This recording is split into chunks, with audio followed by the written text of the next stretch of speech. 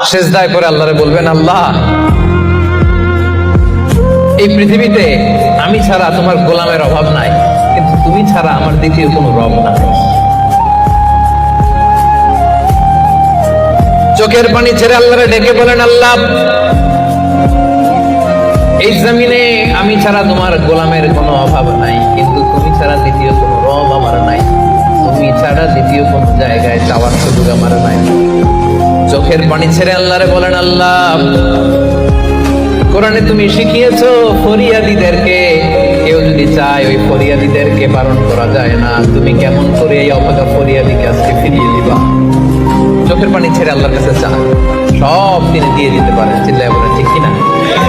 গোটা বিশ্বের সবাই আমাদের যার যা লাগবে সব যদি আল্লাহর কাছে চাই, আল্লাহ যদি সবাইকে সবকিছু দিয়ে দেয়, আল্লাহ বলে আমার ক্ষমতার 1 ইঞ্চিও কমবে না। চিল্লায় বলেন ঠিক কিনা?